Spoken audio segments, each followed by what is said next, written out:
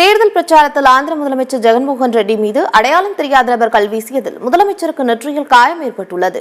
நாடாளுமன்ற தேர்தலை முன்னிட்டு ஆந்திர மாநிலம் விஜயவாடா பகுதியில் முதலமைச்சர் ஜெகன்மோகன் ரெட்டி தனது அமைச்சர்கள் மற்றும் ஆதரவாளர்களுடன் தேர்தல் பிரச்சாரத்தில் ஈடுபட்டிருந்தார். அப்போது பிரச்சார வேனில் நின்று கொண்டிருந்த போது முதலமைச்சர் ஜெகன்மோகன் ரெட்டி மீது கல் வீசப்பட்டது.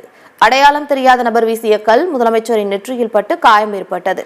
இதையடுத்து முதலமைச்சர் ஜெகன்மோகன் ரெட்டிக்கு உடனடியாக முதலுதவி சிகிச்சை அளிக்கப்பட்டது. சிகிச்சையில் ஆபத்து இல்லை என்று தெரிவிக்கப்பட்டது. கல்வீச்சில் ஜெகன்மோகன் ரெட்டிக்கு இடது கண் புருவத்திற்கு மேல் காயம் ஏற்பட்டுள்ளது. மேலும் அவரது கட்சியை சேர்ந்த எம்எல்ஏ வெல்லம்பள்ளிக்கும் இடது கண்ணில் காயம் ஏற்பட்டுள்ளது. இதனிடையே முதலமைச்சர் மீதான தாக்குதலுக்கு தெலுங்கு தேசம் கட்சியின் பங்கு இருப்பதாக ஒய்எஸ்ஆர் காங்கிரஸ் கட்சியினர் குற்றம் சாட்டியுள்ளனர். கல்வீச்சு சம்பவம் குறித்து வழக்கு பதிவு செய்துள்ள போலீசார் கல்வீச்சில் ஈடுபட்டுள்ள நபரை தேடி வருகின்றனர். இதனிடையே கல்வீச்சில் காயமடைந்த முதலமைச்சர் ஜெகன்மோகன் ரெட்டி